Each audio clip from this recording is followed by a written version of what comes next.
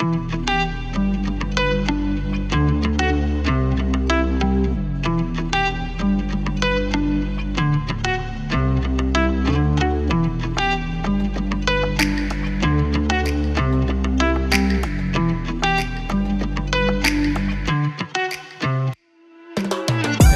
everyone, to another episode of HappyCast. I'm one of your hosts, Andrew, along with Stephanie, and we are joined once again for the fourth time?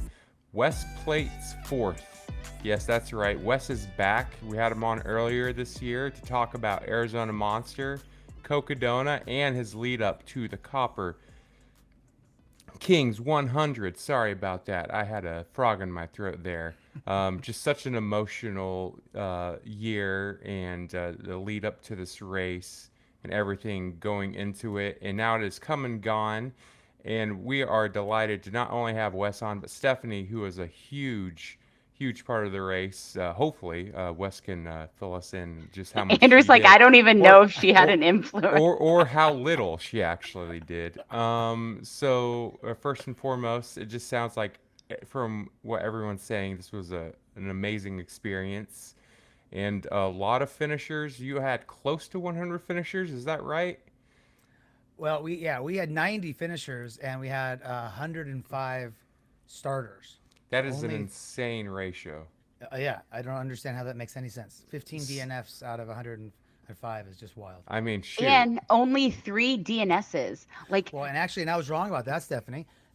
I was going through the statistics, and two of the people who I was checking on Ultra Sign Up to see if they had been marked as a DNS, I guess they had withdrawn already. So according to Ultra Sign Up, there was just one DNS. have you ever heard of that? So I was at Lady of the Rockies and we bought trinkets. So Karen, Wes's mom, my mom, and I went in to buy trinkets. And so I thought the race was capped at 100. And so they only had 90 little we're calling them trinkets. What are they called? Gallus frames? Or a head frame, another word for the thing that represents the mine. You can see it on your shirt or see it on my shirt. So it's this shape. logo, and then it was on a keychain. And so they only had 90.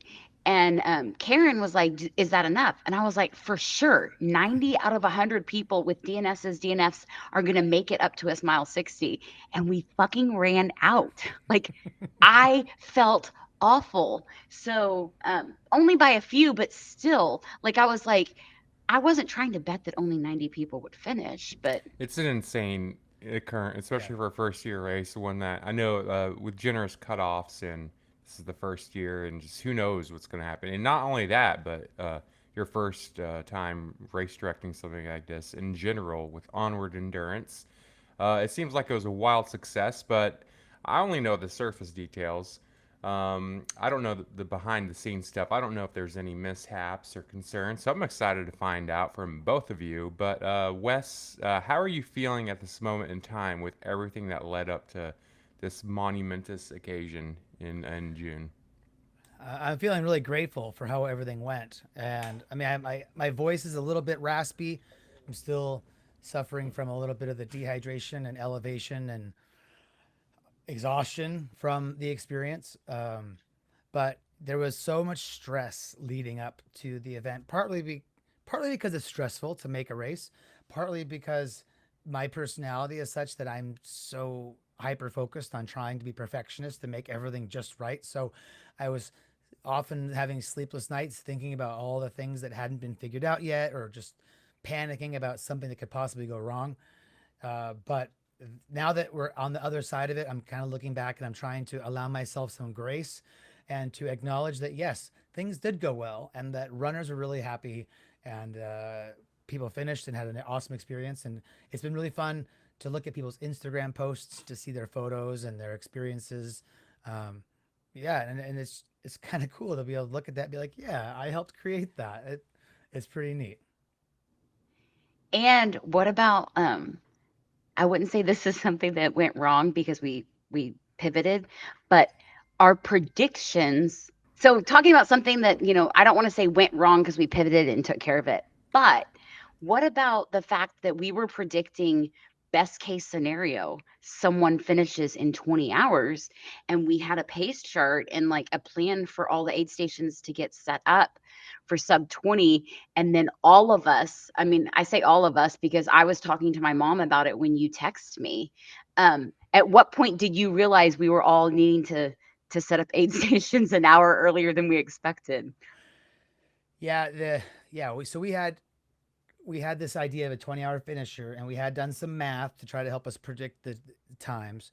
I think we realized it almost immediately because the second aid station, the people had left about an hour earlier just because they were kind of ready to go, and we realized, oh, I'm so glad they left an hour earlier because the first runner is going to be there about an hour before our prediction. And so then we just started to let all the aid station captains and volunteers know that we could, like, hey, if you can come here a bit sooner, or if you can leave sooner or get there sooner. I called the aid station captains for Homestake Pass, which was the aid station just before yours, Stephanie. They were on their way from Missoula. They were driving in. I'm like, hey, when are you guys going to be here? And they're like telling us the time, and we're like, oh no, that's going to be too late. So we're like scrambling to get somebody else to drive the U-Haul of aid station supplies, and the Andrew, captains could just meet them out there. guess who they got to drive the U-Haul? I can't. Kathleen. I can't. Oh no. Won't Wes? Why? Was this the only option? Like we were desperate. I was not driving a U-Haul for my section. We got someone else to drive the U-Haul. Are I you, wouldn't drive a U-Haul on the road. Wes? Are you aware of Kathleen's aversion to driving big things? She She did didn't it complain to us, although like a champ. She yeah, did she it did it like a great. champ. She That's was right. definitely stressing bullets inside. Let me tell you. She didn't tell nobody. She hides it well. I was supposed to go to Cocodona and help crew Jason with her. Well, I did, but I had to miss the first day because of work. So she had to go up the Crown King by herself. But that was Oh like the no. big selling point was me driving her up again like I did last year. And when I couldn't make it, it was she. I think she was a little mad, but she survived. But she found another driving partner too, so I think that helped. But wow, I'm gonna give her some props. Good job, Yeah, Kathleen. Yeah, seriously. so she was a hero, helped get that aid station open on time. And then yeah, basically every aid station we had to get a little bit earlier because the fastest runner ended up finishing in about an hour and a half sooner than we predicted. So everything had this 1830 or 1829 1829 was the fastest on a finisher. fucking mountain 100 miler. Yeah. It's Amazing. crazy. Well, and we had to all go up at the same time. And this was a little like it's not a two-way road up to Our Lady of the Rockies, and there's a shuttle, so there's a bus coming. And so I was so nervous about that, but the last show was going to be finished at 11:30, and we were going to originally go up there, drive up there at 1, but instead we started at 12:15, loaded the thing and went up. But when we're like, going 15 under the speed limit. I was going 65 in the 80, and your mom was struggling to keep up. So, because we were caravanning, and so we pull off to the exit, and we just like turn our hazards on, and like we wait a few minutes for them to catch up. And I was like, I was going 15 under the speed limit, and I'm stressing because my mom is sitting in the passenger seat just tracking the first place, and I'm like, he's gonna be there in 5 miles. It's gonna take us 45 minutes to get up this mountain, and then we have to like pull everything off the truck, and we don't know what drop bag is his. And so we're stressing. Your mom comes up, the U-Haul comes up, and then we take off to go get on the road. And this lady on a four-wheeler like gives me the stink eye. And I'm like, we're in Montana. No one gives the stink eye in Montana. My mom believes that when you're walking, you can walk into a street and she's like, they stop here. And I was like, that's not how we do it. You stop on the street. Just because people are friendly does not mean you walk in front of cars. Uh, but so as we were going to get on that street, I looked at that lady and then I look up and the bus was coming off. So I had to like detour into like a driveway, and then Heather's car right behind me detoured, and then your mom and the U-Haul had to back up so he could even get off of the mountain. And I was like, had we been there any earlier, we would have had a huge fiasco because you would have to be reversing down the mountain. There's no place to have two-way traffic up this mountain. And so The mountain drive was a little sketchy, and we're like, don't open any sodas once we get up because we have just bounced everything around. I'm just like, my poor mother, who's a trooper, and your mother, who is a trooper. And so we get to the top, and then we're pulling out drop bags. Like, we're not setting up canopies, we're setting up tables. We need water, electrolytes, and then let's do basic food. Like, they're probably going to just want their drop bag. And so we're pulling out drop bags, calling numbers. We're looking for the top three numbers because we're wanting to get to those fast enough. The very last drop bag we pulled off the truck was first place. And I Wow. was like, oh, because I was like, what if we can't find his drop bag? Right. All so, and then once people came in, then we set up the canopies. But it's like they were coming in. There was at least three that were over an hour quicker than what we expected. And so what that just speaks volumes for this race, that you can have these fast people run it fast, but you are also accommodating for the backup packers that needed the full 40 hours. So you had a huge finish rate. Like, you had people show up with the grit. um it's just like crazy that someone can run it like literally in half the time that I ran it. Yeah. So Yeah. And that runner who finished first in the men's race, his was his first 100 miler. He's a Montana runner, so he's kind of used to it in terms of elevation and stuff. But yeah, what a great performance to go out on his first 100 miler and just do it so relaxed and so quickly. It was just really impressive. Yeah, absolutely. I wish I would have ran the numbers to see how many people did this as their first, because there was a lot of first time 100 miler runners Yeah. out there. Yeah, I don't know the exact number, but there were, yeah, quite a few. Yeah, in fact, from the number of, there were some runners from Butte, I think 4 or 5, but there were, I think for the Butte runners, at least 2 of them, this was their first 100 miler. I think they were inspired because it was in their hometown. But yeah, it was. I wouldn't say this is the easiest first 100 miler because Oh my it God, I is would a. not recommend this for a first 100 miler. And then now I'm like, I stand corrected. You know what I mean? Like, it can be Yeah, done. it certainly I can be mean, done. people managed. Yeah, Um, so it is good from when you look at it objectively. It's you see that nice cozy cutoff, but then we all hear about the challenges that you guys had running it as a fat ass, which obviously is more exponential because like it's a fat ass. But sure. so how many out of these DNFs would you say were they just people timing out? I know the runner that we helped send to the race, Casey, he couldn't finish it. He had an illness like leading into the race, and so I know he had to drop early, but he still showed up and got a nice fat marathon plus out of it. But how many were people just timing out, or was it just or due to other reasons? Do you guys know anything about that? I don't have details on all the DNFs, but certainly there were, was it 3 people that DNF'd? I think at Our Lady of the Rockies, and so And they we had. did send somebody out that we knew was not going to make it to the next one. So, but there were people timed out there. I think at the previous aid stations, any drops were because of either an injury or just nausea, some people not feeling well. So I think in the first half of the race, any drops that we had were not because of time, but rather because of the conditions of those individuals. They weren't able to continue on. And then later in the race, we had people who were dropping out because of time issues. And like Stephanie said, at least one person left her aid station, but then wasn't able to make it to the next one. Stephanie had a runner who was quite sick at her station for a number of hours. He was one of the front runners, so he had lots of time, and he was up at Our Lady being sick for quite a while. Then he finally got himself together to get to the next aid station, but then he was there for a very long time, still sick, and I think that's when he finally dropped. He couldn't get his vomiting and various other issues to stop. Um, So Wes has done Hurt 100 in under 30 hours. And so I was like, dude, if you can do that, you can do, like, this is nothing. You know what I mean? Compared to that. Yeah, and Um, he's a Montana runner, so he's trained a lot. He well, he had went trained out a too lot on the fast. course. He Yeah, said it. He wanted to win first place. I And I see. was like, dude, there's no elite quitting, because I feel like elites, when they don't have their like meet their goal, they quit. But he wanted to ride. He wanted to get off the mountain.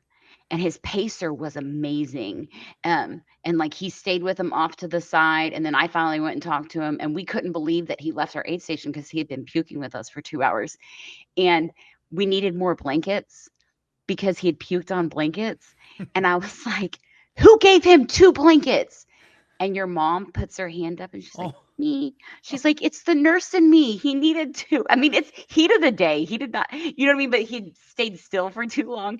But it sure. was like, I was like, "We can't give them 2 blankets to puke on." Cause I mean, we had to throw them away. Like, I mean, and that was a whole, so we got him out. So we were so bonded because we all got ready so early.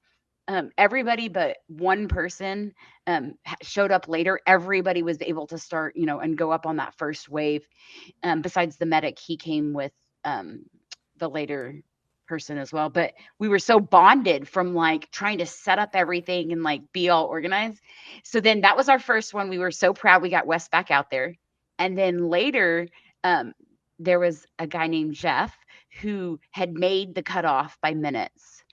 And we were like, he was like, "Well, I just think," and he was like criticizing, like he needed water or something like that. And Rhea was like, "If you are sane enough to criticize right now, you're good enough to get back out there. Like you are, you have it together." So then once she said that, we were all like, "Yeah, you can't, you have to go back out there." And we're like sitting around talking. I was like, "Okay, he said he's going to go." He never said that, but I said that out loud. And so everyone's like, "Okay, yeah." So they get his pacer to get back on the course, like they're like walking him to get back on the course. And when you get back on the course from Our Lady of the Rockies, it's like a cliff. Like you just like go off into nowhere, like it's, you step off a cliff. It's super sketchy, but it's so epic about the experience to go through that. And then he stood there, and I'm going to do this since we do videotape these. He's like, "I do not want to go back out there." like like this, "I do not want to go," like he had his pulse. And we're like, "Oh, buddy, but you already said you're gonna go out there. Like you have to go out there," Oh my which he gosh. hadn't said. He never said he was gonna go back out there. So he's like, "I need to take care of my feet." And your daughter is like, "It's 3:30. It's 3:30. You missed the cutoff. You missed the cutoff. You got it." And I was like, "No, he's fine. Let's get it out." She's like, "Well, I'm writing down 3:30." He goes off, and we're like, "Oh my God, they're coming back." Like we were so proud that we didn't have anyone drop at our aid station. He went off the ledge and took care of his feet for 30 minutes. And Oh so wow. the headlamp we saw coming back was his pacer turned around, like shining light on his feet. And I was like, "We can't have someone drop here. Like, we've already committed no drops here. You can't drop here." And so we were like, "Did he come back?" And I was like, "Nobody look. We don't want to look at the headlight. Like, just do your business." Like, so we really didn't have, but Jeff, we knew it was going to be a struggle. And I even said before he left, I said, "My name is Stephanie. You can say 'fuck you, Stephanie,' and curse me the whole way you." I was like, "But you gotta get out of here." And so he took care of his feet. And so, I mean, but that's part of that aid station. People come into us off a 12-mile section with 3,600 feet of gain. They were suffering when they got to us. And then we're about to send them back out on 18 miles. Like, and they're not seeing crew, they're seeing stranger faces. And so it was amazing how the team of us collaborated so well. It was an amazing aid station. And we all took turns walking them up to the Lady of the Rockies. So your daughter would greet them, get their number, and then she would be like, "Okay, Stephanie's going to take you up to Lady of the Rockies." And then, or Heather would be like, "Okay, you're bypassing the aid station, and then Jake is going to take you." Jack, oh my God, we're like family. And I just called him the wrong name. Jack is going to take you up to the aid station. And so, it's almost, and this, I know this is so crazy, cheesy to say, but it's almost like Western states. Western states, when you come into an aid station, you have a volunteer, and then they're the one that takes care of everything. And that's a level of service they had at Our Lady of the Rockies.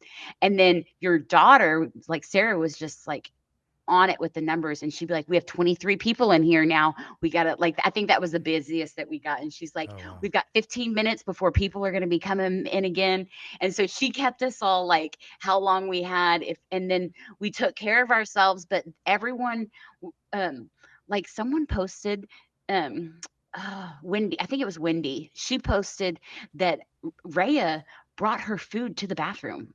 Oh Like, yeah. so she stayed in the heated bathroom. Like, you had people take care of you. I mean, I mixed bottles for people, and then they were having my mom, someone was like, "I need Coke with just a little bit of ginger ale." And like everyone was, you know what I mean? And that's fine. We were fine Mhm. with it. Like, let us take care of you. And so, and I felt like because they couldn't see their family, they couldn't see their crew. This is not crew access. And so we tried to do the best we can to like make sure every single like little person was taken care of and they were good to go before they went back out. But I was so worried about headlamps, but all the like early people didn't need headlamps. They were off the mountain. But and I'm like, Stephanie, quit asking people if they have a headlamp. It's 2:30. Like they're gonna make it before sunset. So because I was there at sunset. I was there at 10:30 p.m. and then someone showed up at like 1:47. You know, it's like such a different race. Yeah, But totally. yes, I love that aid station. Well, I love hearing all the stories about what was going on up there. And I think this is such an example of how the runners had such an amazing experience because they were taken care of so well at these aid stations, and that to me that's a testament of having good volunteers and having people that are experienced and know how to take care of runners. I feel like one of my big takeaways from this event was, well, as a runner, I already know how important volunteers are, which is why I always thank them so much whenever I leave an aid station. But now, as my first time race director, the volunteers are like I can't do my job as race director without these volunteers. They're even more important. But beyond that, like I truly have to trust the volunteers to do the things that volunteers should do. And whether I tell them what to do or whether they just already know what to do, or in the case of Stephanie, she knows what to do, so she can train those people. But just that delegation of responsibility to the aid station captain and all their people is something that makes the race. And I'm so grateful for all the people who are able to have so much care, and to be the family at that aid station that runner couldn't otherwise have. Yeah, that's why these things are so successful. Yeah, so great job up there, Stephanie. Thank you so much for all that Oh, awesome work. you're welcome. We got to the walking up to Our Lady, like we got to chat with them. How are they doing? And then we could go through a menu of food. They didn't have to answer us, but just think about it. And then it was such a like a debrief for them. Like, calm down, let's hike it up. Um, I did get 35,000 steps on Friday alone. Oh wow. Because if I'm doing a quarter mile every time I'm escorting people, like I was getting the steps in. I was gonna say something else too.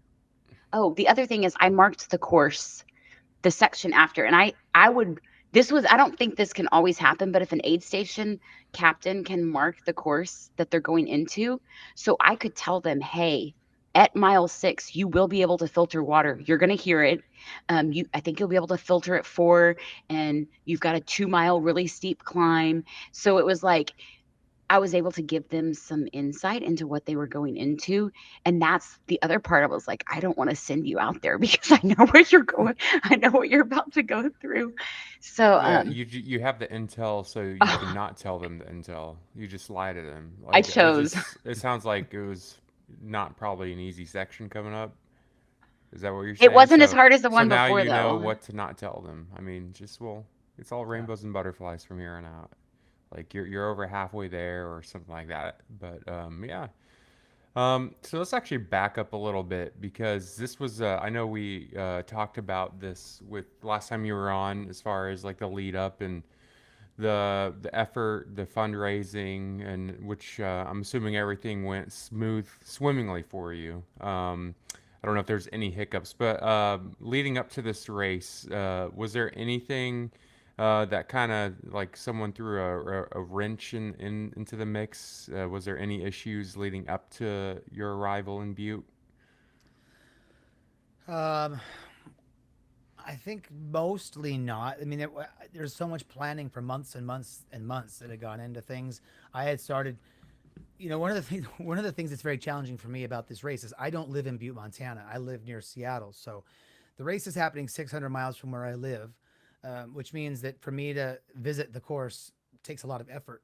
And so early in January, I started to collect items that were going to be needed in storage in Butte.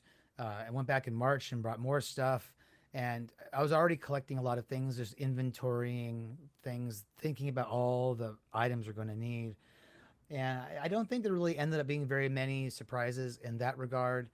Um, just it was just a constant. It was a constant working of making a to-do list, checking things off the to-do list, while at the same time realizing as I'm checking two things off the to-do list, I just thought of 10 more things I had to add to it. So the to-do list never got shorter because I was just remembering all the things that needed to be added. Um, but along the way, we kept getting more and more sponsors, and I ended up finding a local guy named Mike who was extremely helpful, and we would be thinking about things we need, and he would help out solving problems for me, getting local resources. We had sponsors give us things like propane and ice, and yeah, it was just there wasn't very many surprises in terms of like, oh my gosh, we're in trouble, but there were just constantly all of a sudden new realizations of things we needed to solve that we were able to thankfully get ready and get those things taken care of before race day. How far ahead of time did you arrive in Butte to help set up for this race? So I arrived about a month before. At the end of at the end of May, I arrived in Butte to start doing all my prep, to start checking out the trail conditions, and my plan was to see as much of the trail as possible, to note the deadfall, because since this is a mountain race, over the winter time, lots of trees will get knocked down because of snow or wind or whatever. And so, yeah, about a month before is when I arrived. And unfortunately, when I got there, I was talking to some of the locals, and I'm like, okay, so what trails can I get on? How are the trails? And they're like, oh, that section's inaccessible. That section is inaccessible. And I'm like, oh, darn, like, when am I going to get on these trails? So it ended up being just because of snow that I wasn't able to get on some trails until a little bit later than I had otherwise wanted to, which just meant that there was then, once we discovered where all the deadfall was, meant we had even less time to deal with it. But yeah, I have it in my mind that at least, a month before the race is when I need to be there to start getting everything ready and to start making final preparations. And so that's what I did. How much of the trail were you able to see for yourself before the race? Before the race, I ended up going on one, two, three, four sections, and so I guess there's 9 sections total. And so I did about 25 miles of the early part of the course. The next, I skipped the next section because I had been told that people had already been on it, and they said that section's clear. So I said, okay, no reason for me to go on that 9-mile section. Everybody says it's clear. The next 12-mile section, everybody said it was clear, so I didn't do that.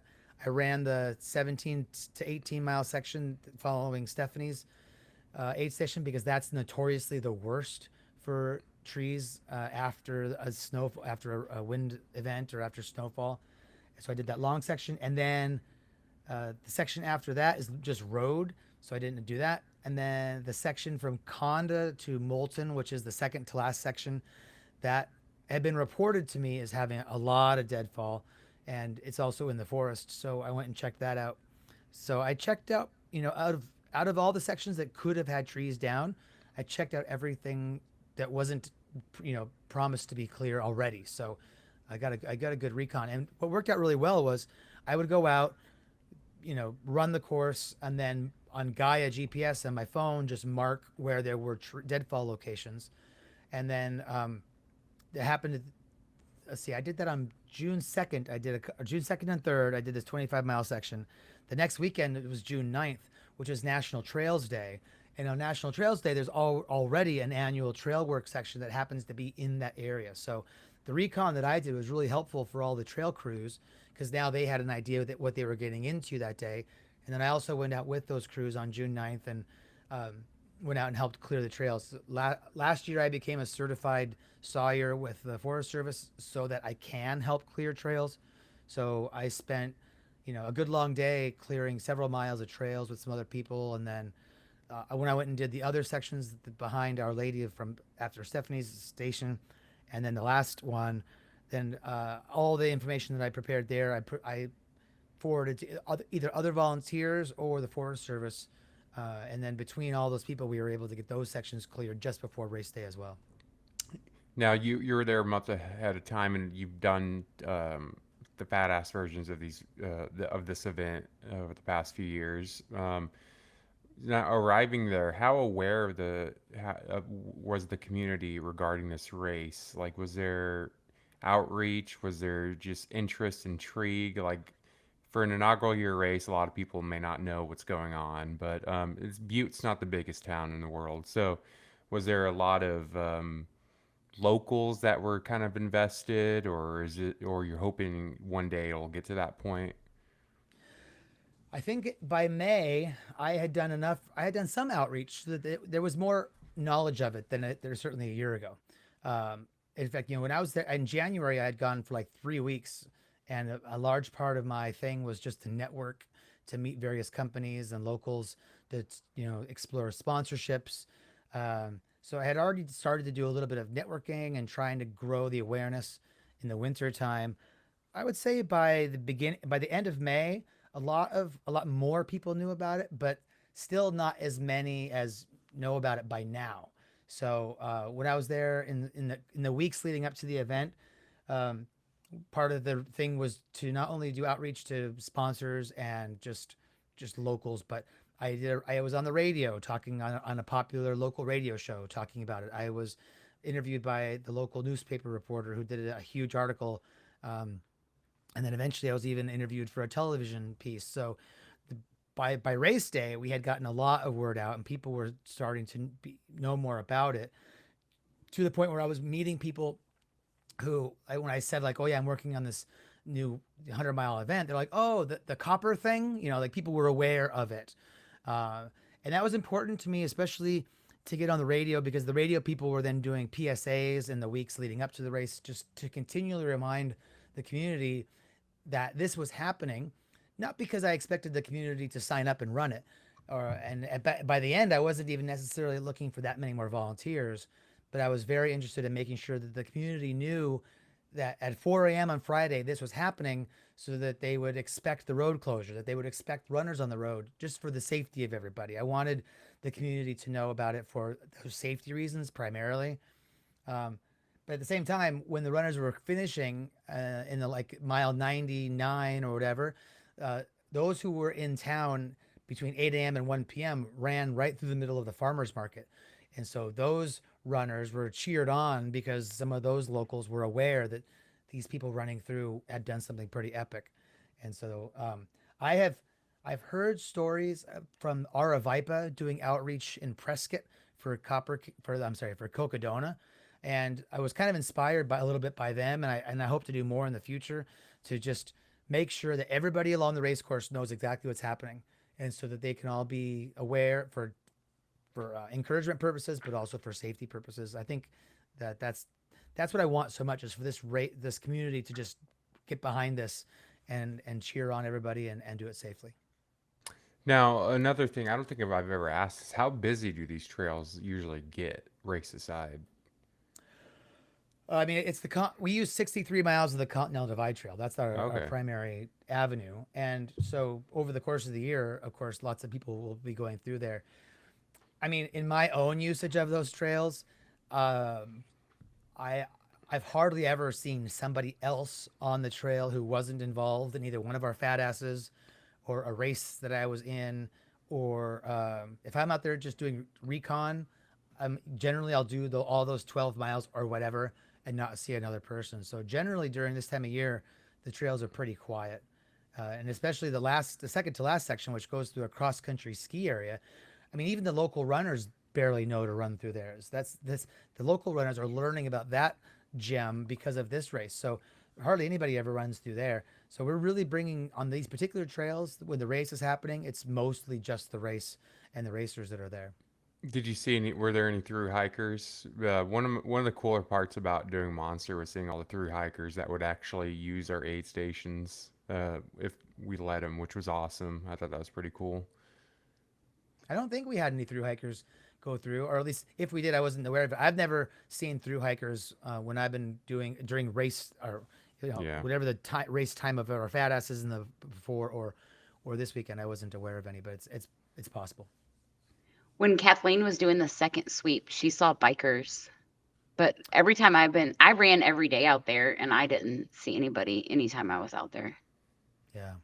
Yeah, the trails are, at least at this time of year, they're not too popular. Now, there's at the time that this event's happening, there's another giant event happening which goes through Butte, the Tour Divide mountain bike ride, and that goes from Canada to Mexico and generally follows the Continental Divide Trail, but they don't actually, those mountain bikers when they go through Butte are on some alternate route on roads. They don't actually use the same CDT that our runners are using. Uh, so there's not really very much interactions there. Probably the closest they get is at the Highland Trailhead aid station, which is our mile 25. That is a spot where those uh, the Tour Divide riders actually go through that, also that exact same spot. Um, but if they did stop at a raid station, I hope they got some support. I didn't hear anything about that, but I would certainly love to support any of those other trail users if they were there at the same time.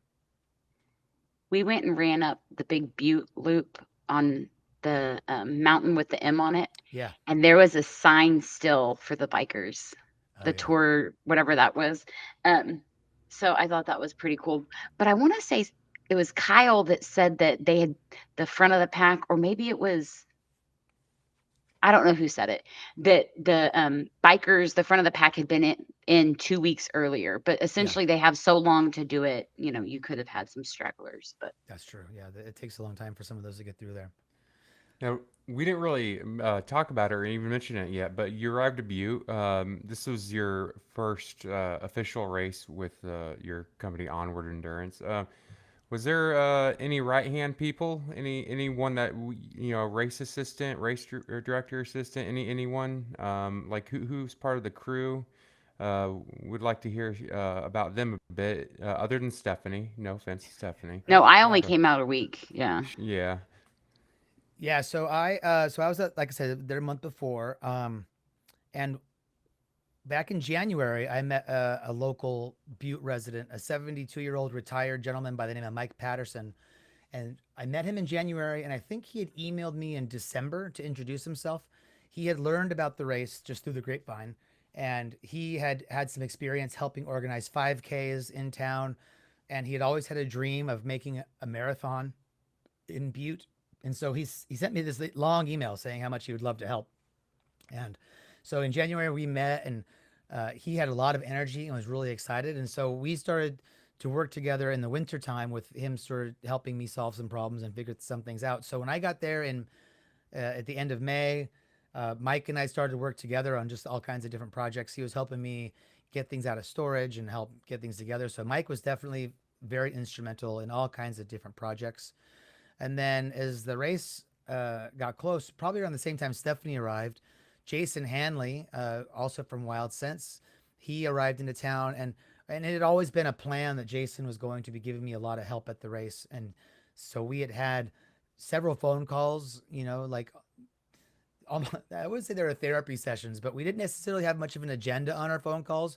But he would be like, "Hey, so what, do you have any questions about where you're at right now, or what are you working on?" And because he has so much experience helping out Tejas Trails with their races, Jason was giving me a lot of advice and suggestions early on.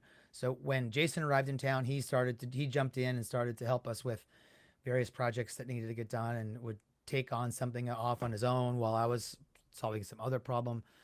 So between Mike and Jason in that last week, we were quite a team of the three of us. And then and then as the more people arrived, my wife and her brother and her sister arrived just a few days before Stephanie did. So that about week and a half before the race, we were doing stuff. About a And week. when did your parents? And then my parents arrived like the Sunday before the race. So there was I think it was the Monday before the race. So the race started on Friday. So if we go backwards, Thursday was bib pickup. It's like we had so much to do before that Thursday, and my family were all in town by Sunday. So or maybe my parents arrived on Monday. Anyway, on the Monday of race week, I felt like it was when it was all like a lot of planning and prep had been going into on the Monday of race week. That's when it's all going to start, and we're going to start sprinting because we don't have any time really for anything to go wrong. So on the Monday, I had all the stuff that I had been storing in this 10 foot by 20 foot storage unit had been storing it since the winter time. Everything came out of that storage unit. We put it into a large U-Haul truck, and we brought it out to one of my cousins' place. He's got a ranch with a lot of space. And on Tuesday, we ended up spending 9 hours, and there was me, this guy Mike Patterson, another retired gentleman by the name of Don, my mom and my dad, my wife and her brother. All of us worked on building bins for every aid station. So we went through all the supplies and started divvying up everything amongst all of our 8 aid stations, and that was a huge project. And it took us way longer than it should have. I think it should have, just because we had never done it before. And so along the way, we were kind of making some mistakes, and so then we had to fix the mistakes. And by the end, we knew what we were doing, but of course, it took us 9 hours to get there. Um, and then let's see, then that was Tuesday, and then Wednesday was course marking day. As and I'm sure if there's any other race directors listening, they would say I'm a fool to think that I can get the entire course marked in a day, but that's what we set out for ourselves. We had 5 different course marking teams, and we tried to keep each team to have a kind of relatively small section, just so that we could get it all done in one day. But there was one team that did 21 miles. Stephanie did 18 miles. Um, so Wednesday We was took course. the longest, Andrew. We took That's so true. long that he called my mother to It's check true. on us.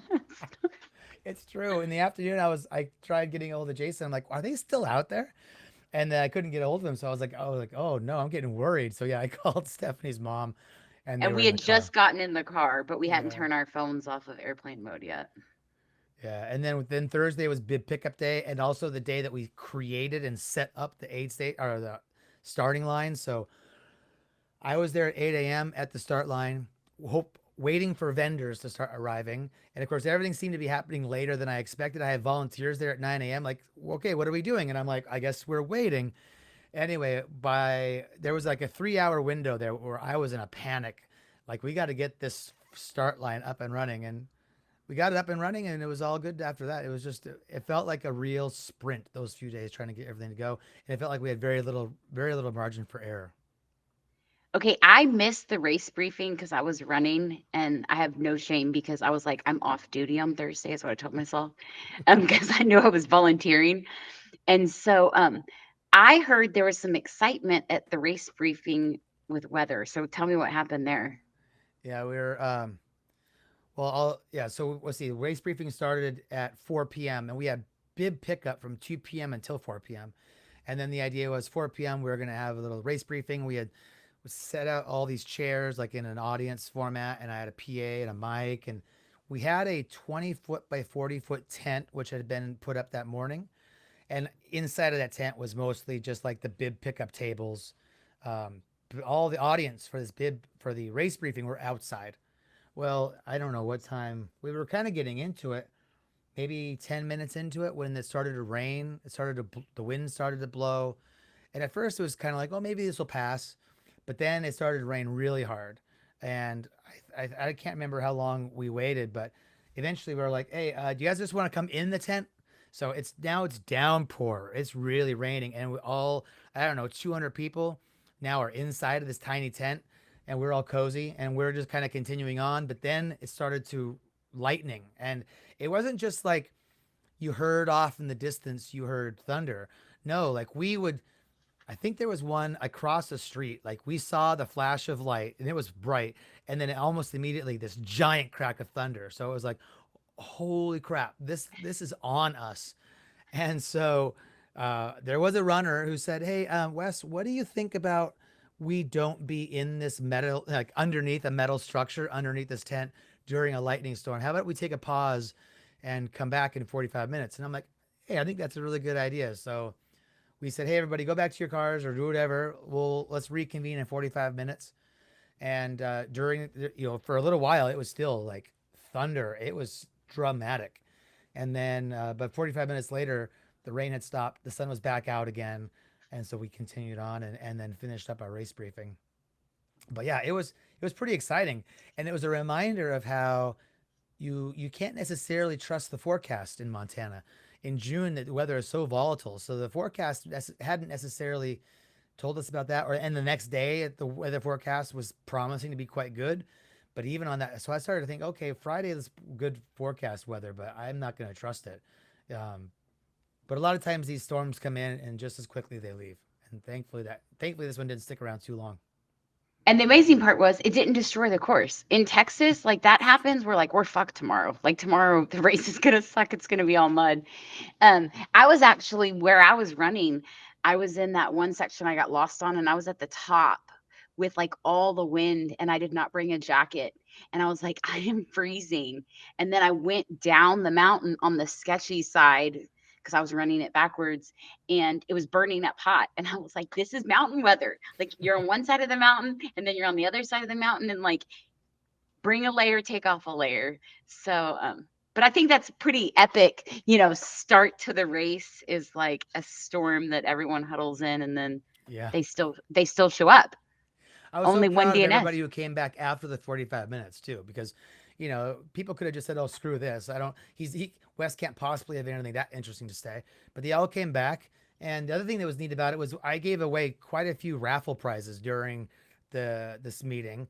And the neat thing was everybody who won, whose name was drawn, or I guess whose bib number was drawn, they were all there even after coming back after the rainstorm. So I was really grateful to all the participants who stuck around. How cool is that? What'd you give away? Oh my gosh, let me try to remember. We had gift certificates from Path Projects. I think we had 4 different $150 gift certificates from Path Projects that we gave out. Wow. We gave out crew drop one bags from Silo. We gave away race entries to the Iron Mountain, the Crazy Legs mountain races up in Kananaskis, Alberta. They sent us some entries. We had am I missing anything? I feel like there's something else in there too. FKT Gear is a performance eyewear brand, which is actually based in Butte, which is crazy. They gave away a couple pairs of sunglasses, and there might have been something else in there too that now I'm not remembering. But yeah, we had a lot of different prizes, and at some point, one of the runners said, "Wes, you should have told us like in your advertising that you were going to be giving away all these prizes because maybe you would have had more people sign up." I mean, we were sold out anyway, but apparently people thought this was a pretty neat perk that we were Oh, giving away all this stuff. absolutely. Hey, I found out LMNT is from Montana, is based out of Montana. Oh, that's cool. I don't think I knew I that. didn't know that. My mom fact checked me after I told her. Okay, So I'm positive it's true. that's awesome. Yeah, it was a great race briefing, and we also had a couple like sponsor tables set up. The FKT Gear founder was there showing off his products, and then also the Continental Divide Trail Coalition, which is an advocacy group Oh, for the yes. Continental Divide Trail. They had a table set up at Bib Pickup, so they were giving out some education. They were giving away. They had some various products they were giving away to the racers as little gifts, and so yeah, it was quite nice. And the other nice thing, the Bib Pickup was most of the people, the volunteers who I had set up at the tables, who were handing out the bibs. And I should also say the Path Projects gave caps. They sent us so many that we were giving between 2 and 3 caps per person. Wow. And then the Silo brand also gave us some of their shoe bag lights, so every runner got a shoe bag. Anyway, as people were going through getting all these things as well as their bib, all of the volunteers handing stuff out were my aunts. So because this is such a family, this is all about family for me. I had my family there at the bib pickup, sort of being the volunteers. And then when I don't think people knew that ahead of time. So during my remarks at the beginning of my thing at 4 p.m., I just said, "Hey, just so you all know, you know about the family history. So those white-haired ladies back there who you guys all got your bibs from, those are my aunts," and I said their names and stuff. Anyway, people seemed to smile and like that quite a lot. It was fun. Well, you put your mom to work. I remember your mom was not complaining. She was just like, she was lifting a lot of stuff with the trucks and stuff. And then I think Leah said she hadn't gotten any sleep. I want to say, didn't y'all have to get up at 1:30 on race day to start turning on trackers? Or Yeah, no, we woke up at 1 a.m. to start, but yeah, yeah, we were up early. yeah. That's Yeah, love. because But that's so beautiful about all of this is like, I feel like you had so many passionate volunteers because everyone like believes in the project. Like everyone is invested in the project. You had so many, it just shows how loved you are. And then to have the numbers reflect like what's actually going on. Yeah. Yeah, it's true.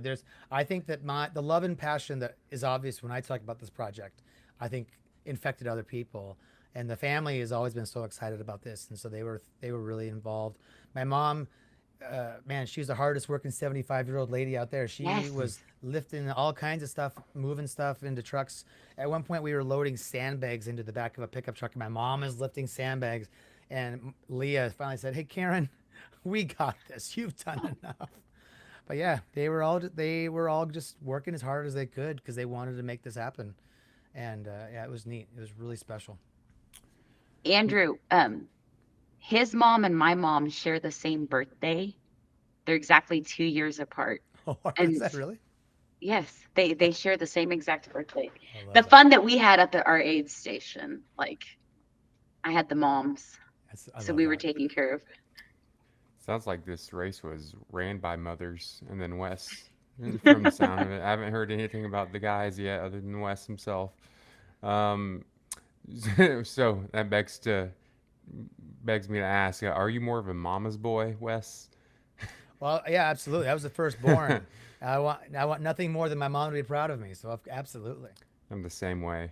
Uh, so maybe we should put on a race one day. We have it in our blood, raised by that's true. mothers. Yeah. Identify as a mama's boy over here. So the race was capped at 100. Is there any way that may increase in the future? Any talks about that?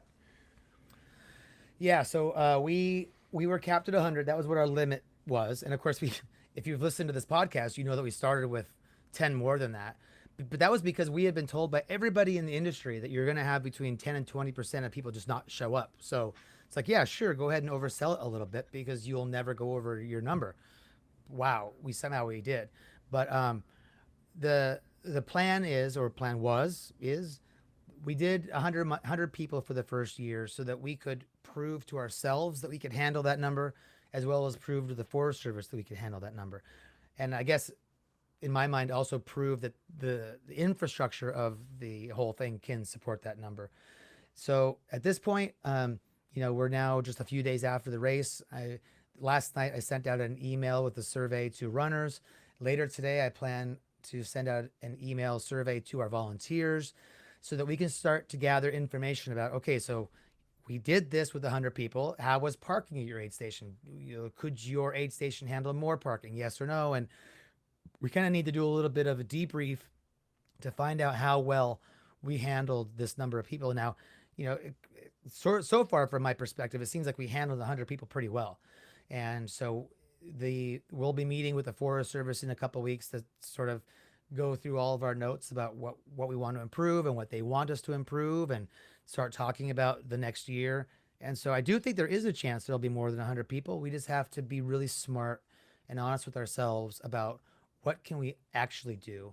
And so I could see a future in which we are permitted for more in the future, and that we would maybe slowly ramp up our cap. We may cap ourselves under what the Forest Service caps us, only so that we can grow in a responsible way and be sure that we can support everybody.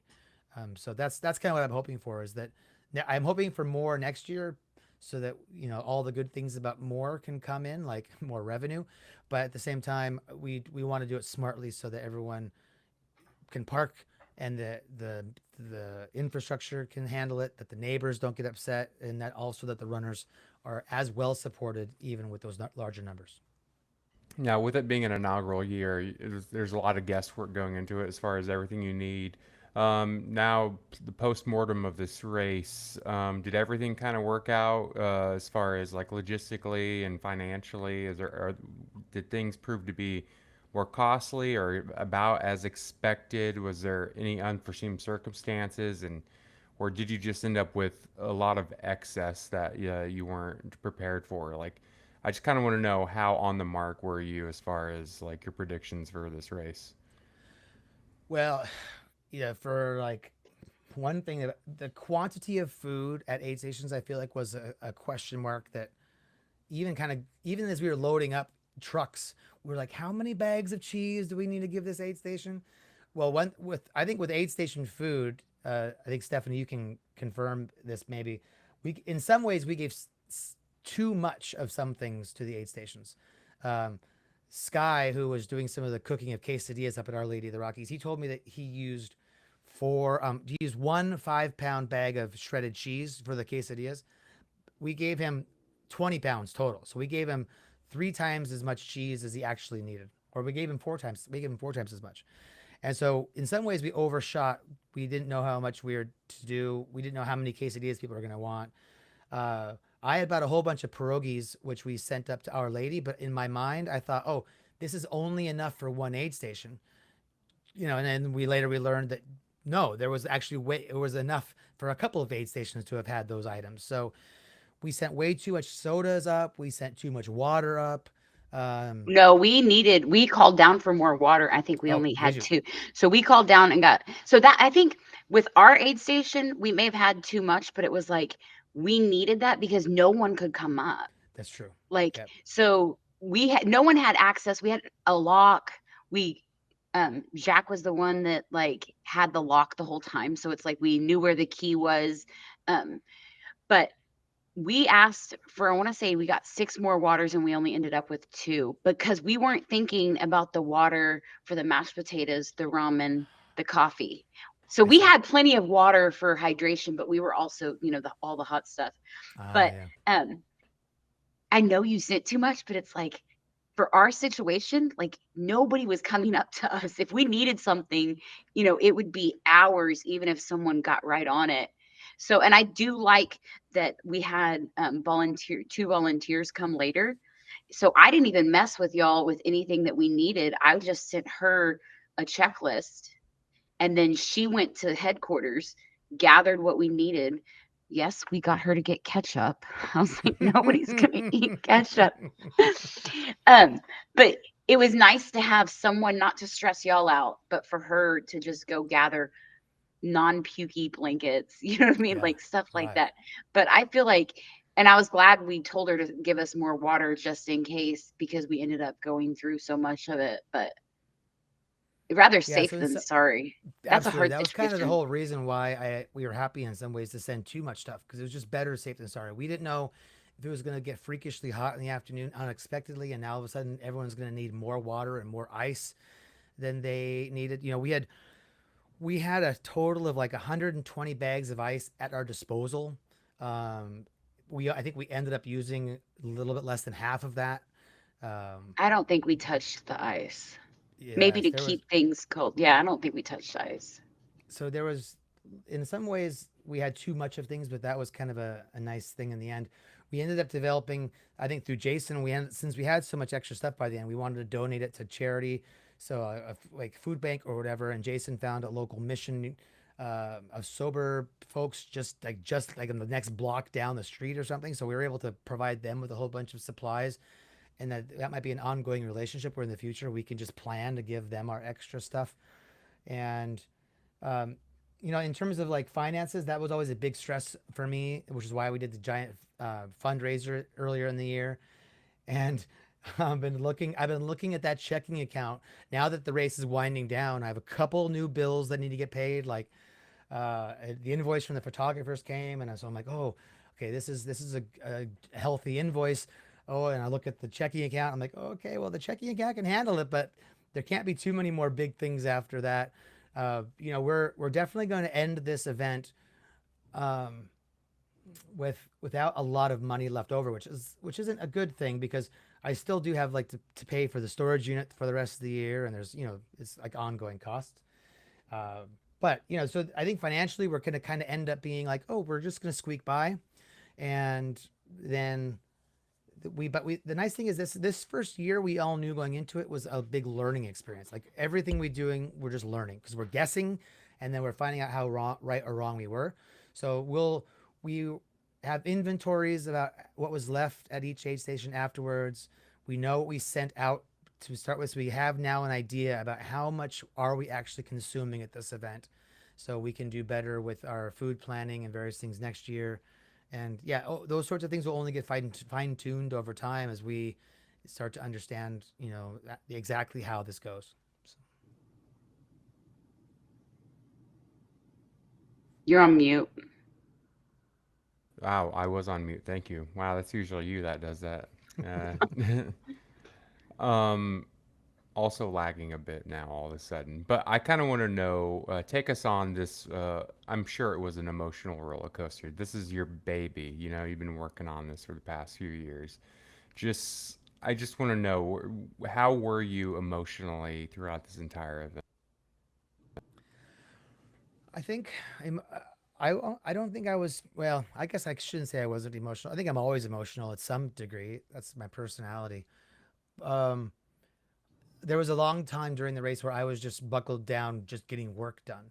Um, Me and Jason and Natasha, who was working as our medical director, we were just working really hard at HQ, getting stuff out to aid stations, and just kind of just generally making sure that everything was running as smoothly as it could. You know, moving everybody an hour earlier because of the fast runners. It was just there was a long time where it was just like I'm heads down working, don't not really thinking very much about necessarily the emotional side. But once the runners started to finish, then my I focused my attention on one of my primary responsibilities for myself was I wanted to be at the finish line to welcome every runner. And that's when, I started to really feel some of those emotional things of like, okay, wow, this not only is this happening, which there were some times early on, like when the tents were all erected and the flags were up, I just sort of looked at our start line and I was just like, holy crap, this looks real. This looks like somebody knows what they're doing. And that was emotional. It was like, because it went from now all the physicality of the space has been laid out. This is no longer just an idea in my head. It's way beyond a fat ass. This is like for real. So that was all really cool. And then when the runners started to come into the finish, that's again where that was the thing I've been waiting for. Like every time I said how much I hate this job of race directing, every time I said I never want to do this again, it's too stressful, I kept in the back of my mind, well, the good part is supposed to be when you're welcoming the runners in because now you get to hear from them. How did it go? Maybe they're going to swear at you for this section or for that section, but I kept looking forward to that. And so that was from 10:30 p.m. on Friday night all the way until what was it, 7:30 p.m. on Saturday evening. I was there welcoming in all the runners and hearing their stories and hugging and crying and high fiving, and that felt really really good. That was super emotional.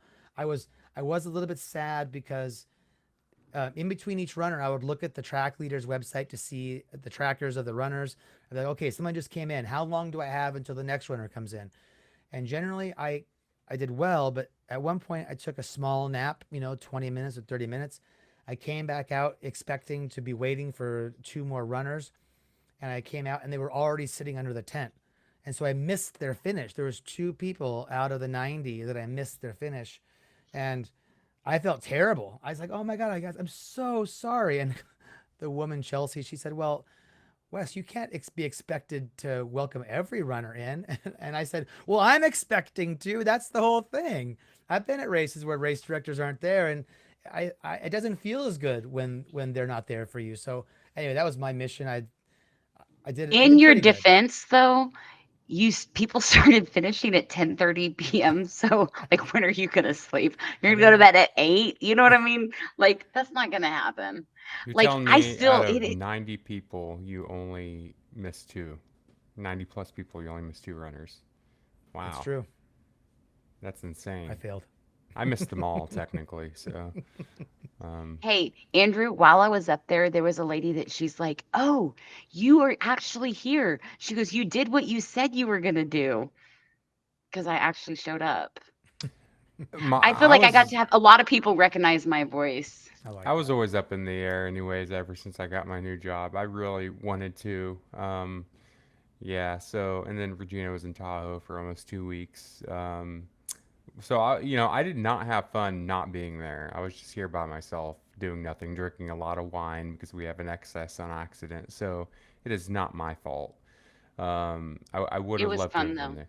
Yeah. Um, Yeah, our for those of you who don't know, Stephanie led an an happy endings based aid station, where she sent me like literally maybe two pieces of content the entire time. Oh my gosh. I don't And even, I'm just I did like, not even get a picture of me and my mother I'm like, from why? the whole week.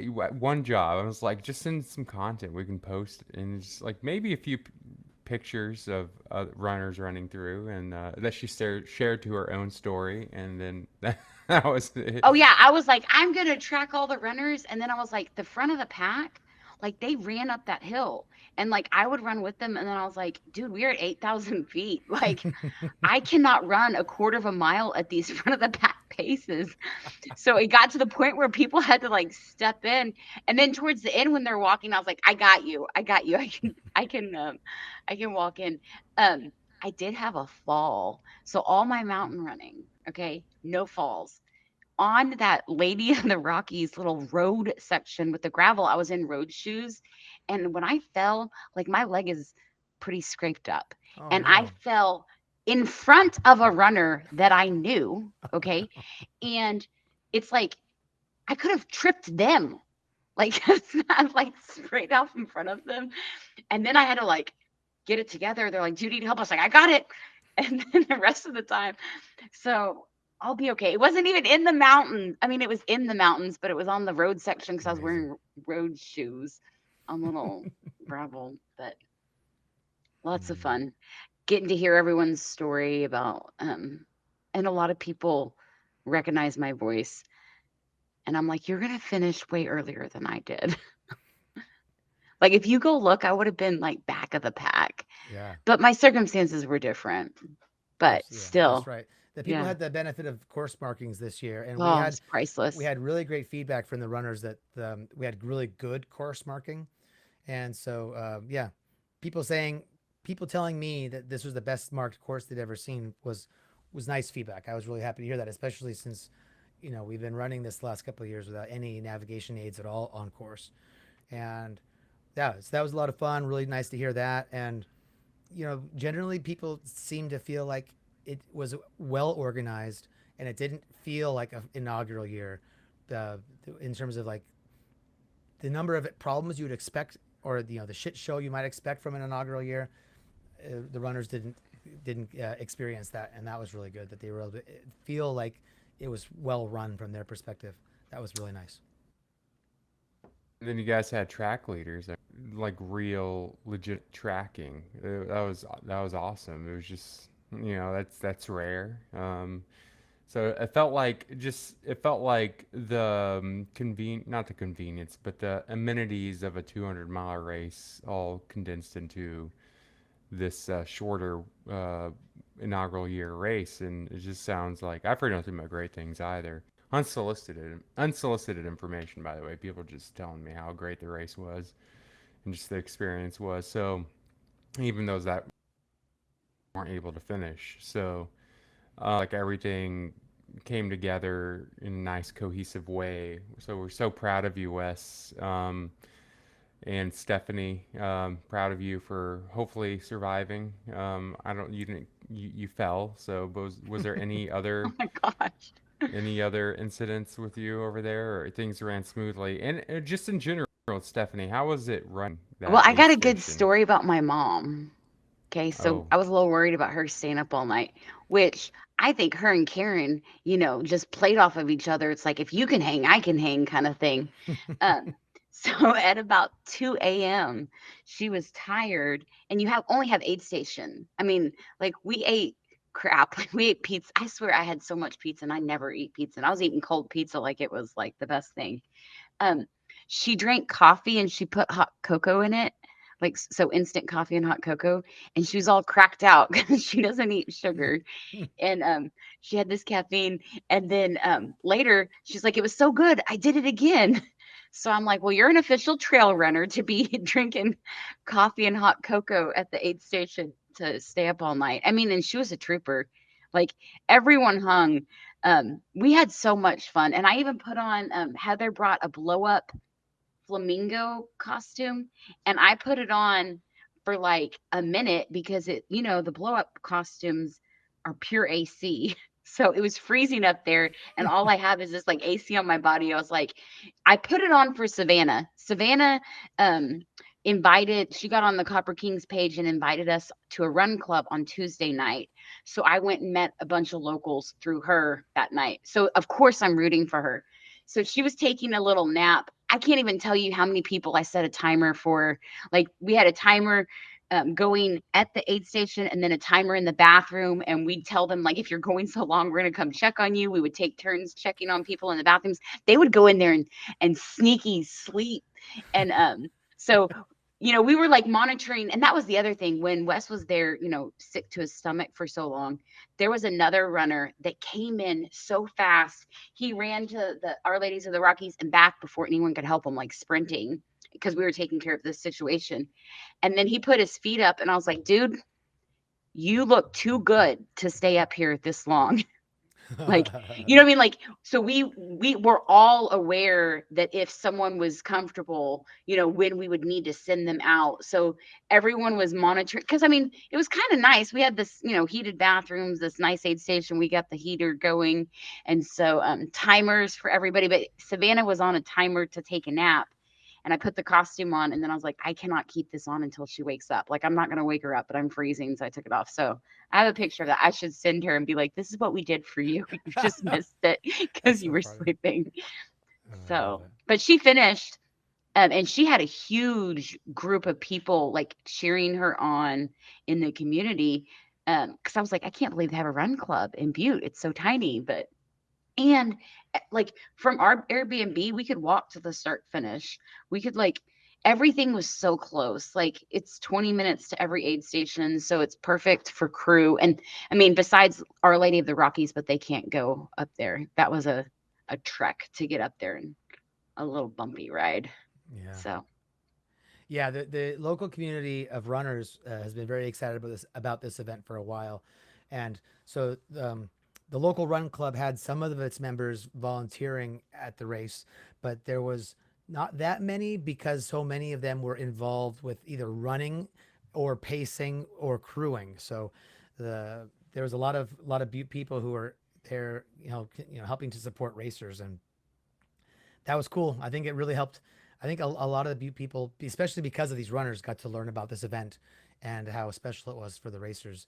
So I think that's going to make it even more special as we go on, as more and more people learn about this, and the local runners' involvement is going to impact more and more of the local community just through the grapevine. And I look forward to in the years to come having more like just regular normal Butte people come out to aid stations and start to get infected with the excitement that we are used to.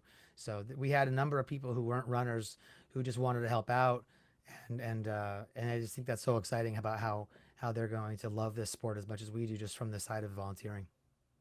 and the finish rate, Right. 90 people out of 105. Like that is unreal. Might as well So, just become a Western States qualifier at this rate, you know? Just close oh to my that goodness. standard. Well, there's a lot more to it than just that. I know, but But you have to finish, like you have to have 100 finishers. You did 90 out of 105. I didn't even think about that.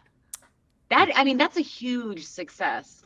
Yeah, I feel really good about that. I don't understand statistically how it makes any sense, Right. but I was I'm like, really there's proud no of it. way. And then Karen and my mom were both like, I think we should get more. I was like, there's no way. And then I'm like, well, I'm glad I was wrong. Yeah, right. Yeah. well, so what I want to know now, like it sounds like it was a wild success. You're gonna do it again in the future. Hopefully, it keeps growing and more and more people get involved. But as far as onward endurance, are you thinking of just sticking with this race for now, or you got anything else up your sleeve? And I could be lacking still. I have no idea. Yeah, you're lagging a little bit, but it's working. My onward endurance in terms of a company was created in order to in order to produce the Copper Kings 100, and I don't currently have any designs or plans for other events, but I'm not necessarily precluding that from the future. I The other day I did all of a sudden have something in my mind about how I want to see what that looks like on a map. So I already have something else that I want to go map out and explore. Um, but I'm also starting to think about down the road. It would be nice if to start thinking about other distances that we could run at the same time as the Copper Kings 100. So it might make sense for us to have some parts of the course get used by shorter distances, so we can attract different runner distances out there. Um, so yeah, I think there's opportunities to grow this particular event a little bit more and take advantage of its existence, and then down the road maybe other ones. So far, this adventure has been really exciting and really rewarding, but it's also been very costly to me personally. While I'm very thankful for the fundraisers that we did, it still did take all of my own money, and I've been mostly working on this full time for about the last 6 months. So I've been turning down contract work because I don't have time, and so my income has been bad. So I'm currently like in bad financial straits trying to figure out like life, and so I can't imagine doing more races until such time that like money's coming in. This race is just going to break even, thankfully, which is amazing. Well, I guess it doesn't really break even because I'm not paying myself back for anything that I've done with it yet. But um, in any case, yeah, the finances of this are such that I can't imagine growing the company too much yet. But maybe down the road, as Copper Kings can pay for itself and pay and put a little bit of money into my checking account again, then maybe we could start thinking about growing things. And I have enjoyed this, even though I hate race directing in a way. Now that it's done, I'm like, oh, actually, there were parts of it that were fun. You get to be outside, you get to talk to people that are doing similar things that I like to do. We're all kindred spirits. So there's a lot about it that I like. And now that I've kind of got the permitting figured out, at least with these agencies, I've got great relationships with all these partners. I can see doing more stuff in Butte and having it be successful. So yeah, it's hard to know what the future holds, but I'm open to all the possibilities. And it's going to be less stressful. That's what It's they still say. going to be extremely stressful, but it'll be less stressful. I feel like teaching, like I get paid pennies and I have to work efficiently. Yeah. And so I feel like even though they don't ever give us raises, my experience each year is like sunk knowledge that like I'm building on. So it'll be hopefully less stressful next Yeah, year. this year everything was brand new, and so next year there will be new adventures that will crop up. But at least we can base some of our decisions based on what we learned this year. So I do think some of it will be less stressful next year. I won't have to necessarily spend 6 months on the project. I think I'll be able to spend a little bit less time. So yeah, and then just everything we've learned this year, take that to next year and build on it. For sure. Well, we are so proud of you, Wes. It's an amazing thing we've been able to follow, especially everything leading up to it. And so we congratulate you, and also congratulations on doing the Arizona Monster Cocodona double because you had that pushed up against this. Yeah, So I still don't know how you did that and happy you pulled this off. survived all that. I still can't run more than like 2 miles, so I don't know how. Yeah, I don't know how you're doing that. But also this humidity. Screw Texas. It shouldn't even be a state. It should be illegal So to live here in the summer. I thought So I had lost all my, like, I cannot do a sub 2 hour 8 miler here in Texas. And I was like, have I just like lost all of it? Like, it's real bad. But let me tell you, in Montana, running the mountains. So I ran 8.4 miles. So Kyle, the guy that we set up doing this last year, I ran 8.4 miles backwards to him, met him, ran 8.4 miles back to my car. So I got like 16.8 miles, like 3,100 feet of gain. And Wow. I did the second half faster and I did it sub 2 hours. And I was like, I can't even do sub 2 hours on a 7.5 mile section in Texas. And Texas is way easier, but it's just the, um, it's it's suffocating. horrible here right now. I have It is breathing horrible. issues. Immediately, step outside, breathing issues. Just suffocating humidity. Which might as well be my can't let it go. But yeah, just nothing. The benefit of living in Texas is the time you get to leave Texas and everything just feels better and you're just the happiest you've ever been. So that there is that benefit. But yeah, But again, thank you so much, Wes, for joining us and talking about this amazing experience. We're happy we're able to follow it and just kind of like build up to it. We're excited for the future. I know it's stressful and it'll only grow. Things will, you gotta, what is it? You gotta lose money to make money. Yes, No, yeah, joking. that's Spend money. right. Like, not necessarily spend it, just lose it first. You don't know where it went. Did I actually spend it, or did I even have it to begin with? But so we're so proud of you, man, Thank you. and thank you for joining us for a fourth time. Um, Before we go in our can't let it go, is there any one or anything in particular you want to shout out regarding the surroundings of this event? Well, yeah, I think I talked a little bit about the volunteers earlier. I think one thing that uh, this morning, or I guess yesterday, the photos of the event went live, and so I emailed all the runners last night with that link, and so I'll just give a little bit of a shout out and thing to Jason Peters and Scott Rokas came out to be the photographers for our event, and those people who run 200 milers, they'll certainly recognize those names. They're probably the two best photographers in the business. Just seeing the stuff that they were posting during the event on Instagram was that was another thing that made this feel so real and exciting to me. Just to be like, oh my God, these amazing images are being produced in this area because of this. And I can't stop looking at the photos. I'm just so thrilled with all of that. So yeah, I think that would be the thing that I'm holding on to a little bit right now. That if anybody wants to see images from this race, if they can just go to copperkings100.com. I did put a link there to the photos so people can take a look at that. I just can't get over how awesome those guys are, and the fact that they came all the way to Montana to work with me is just amazing. So a big thank you to them. Them, Howie, and Anastasia. I was giving Anastasia shit. It's like this is in your state, but I know she's at Western States She's getting working at worked Western, yeah. like a dog. My goodness, she survived that. Sounds like it was rough for both races, Broken Arrow and Western States. That's a lot of photos. Yeah. But yeah, so we're gonna move on to our can't let it go. No introduction here. Wes, you've done it. This is your fourth time. So basically, that anything that's been on your mind, running or non-running related lately. Stephanie, I'm going to start with you. By the way, nice shirts, both of you. Like those Copper King shirts. I'm wearing a Path Project shirt, so Right on. I feel like I'm still part of the gang. Wes, when I first actually heard about you, you were the Path Project guy, I think, or Still other than am. your 200-mile videos. Yeah, just one of the first Path people I ever knew about. But yeah, anyway, Stephanie, anything you can't let go? My can't let it go is I want to move to Montana. I want to move to the mountains. I just don't think I can handle the winter. I literally came back from my run one day and told my mom I want to move because it's like it's not touristy. I feel like Tahoe is beautiful, but it's touristy. And Montana, like I ran 3 different sections of the course, and it was like I love volunteering where you're not racing, so I'm not suffering, and I'm not pacing, so I'm not going someone else's pace. Like I literally just ran in the mountains all week, and it was amazing.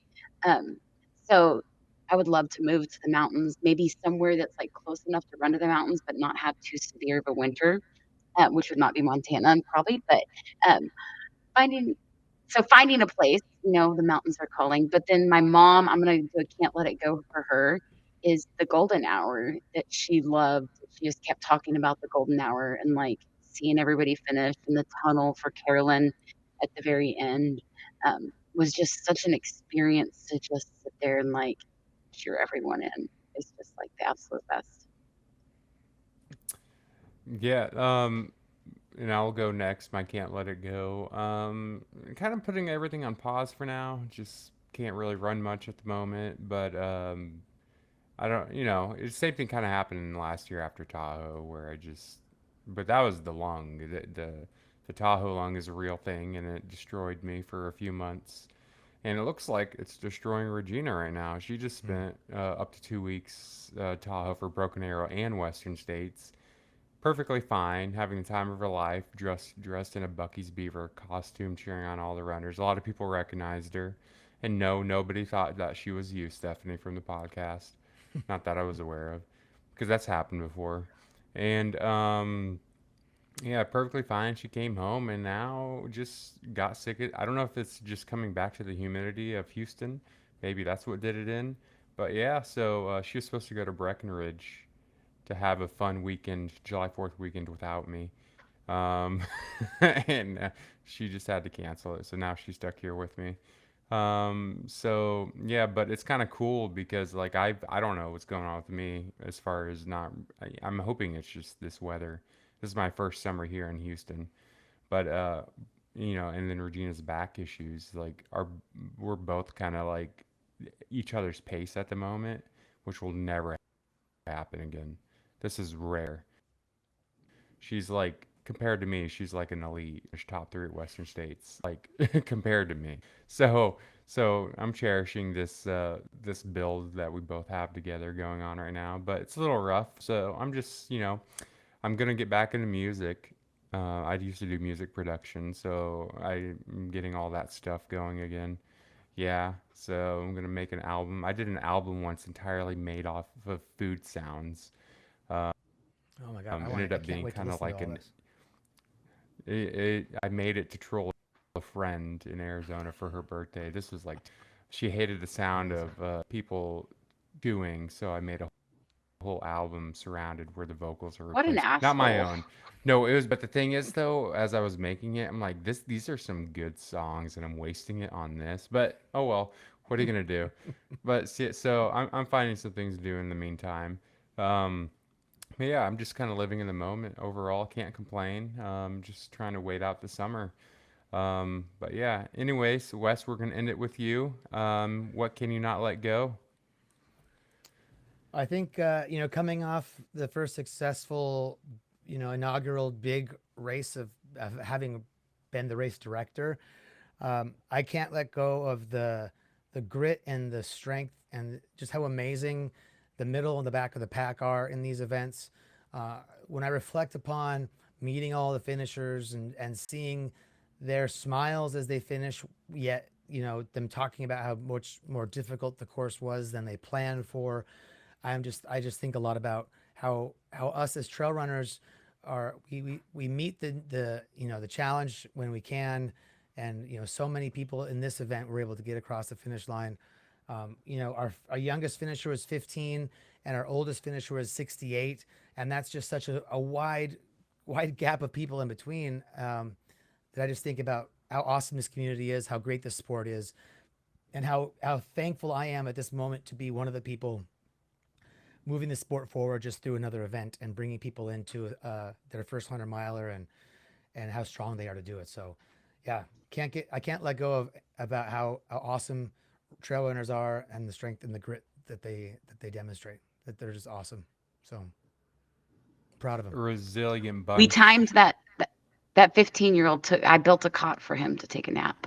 Oh, nice job. I built a cot. You built a Hey, and cot. I built a cot. You built a And I propane tank. I want to hear this. How did yes, you I build did a propane the tank? heater on the propane tank. And I was like, who wants to help me light it? Because this could explode. Like, I don't want. how well do we trust my skills? I don't. It was I fine. just don't know if I trust Stephanie around natural gases. I don't know. Oh I I was man. don't the know. captain. There were multiple times where I used my expertise to like open someone's bladder that got stuck, and I was like, aid station captain for the win. Lots of fun. Lots of Yeah. fun. Yeah. Bladders. Why are they so damn hard to open sometimes? Like. Oh well. Oh, it's another can't let it go. But thank you so much, Wes, for joining us, man, for the Thank you fourth so time. much for The fourth Great to talk to you. appearance, you now have the record. We've had a few people tied for three, but I think you now have the record for official guest on our podcast for four times. So we're gonna I'll see just if keep anyone coming else. back so that I'm always the top of the list. We had Hans Troyer on, um, but he was for a guest segment. But he was like, he's told him like, yeah, this is your third time, man. You're behind some people, so I think he's aware of it, and he's competitive, so he's gonna be coming on. He's gonna be coming for everyone else. So, I think you got some competition there, but We'll see. He's too big for us now, so he outgrew us. Oh yeah, his After 100-mile debut at Western oh, States that's with another can't let it 1606. go. Congratulations, Hans. A 100-mile debut at Western States, top 8, and he Wow. feels like he could go a lot, which he can. I think once he now dials in the 100-mile performance, he could be a perennial top 3 finisher, I think. So we'll see. Congratulations on Hans, but more importantly, congratulations once again, Wes. Thank you for joining us. And our first And to all the time, runners out there that finished, all That's right. 90 of you. all of you that finished and all of you that just even showed up. Some of you went in with ailments. I know at least 2 of you, um, Casey and Beth, kind of had things up against you from the beginning, but you still showed up. And we can only imagine how wildly successful this event will be going forward. And Wes, you'll fall more and more in love with it and be less stressed. I can tell. So keep at it, and I Yeah. swear to God, I will make it out there. Gotta make up for it, and give Stephanie some shit back. So, but thank you everyone for joining us. Another episode of the HappyCast, somewhere between episode 160 and 200. I don't know, but it's been and out of all those, we've had Wes on now 5 times. So that's a percentage. That's percent. Something like that. Of the episodes. So, as always, Mo knows. Take it away, Dylan. Is he there? No? Well, No, well. no, no. Dylan went to the Beyonce concert and hasn't been seen since. Hey, Dylan should edit himself into this. But thank you for joining us, and until next week, happy endings? No? Happy Okay. endings! A happy ending.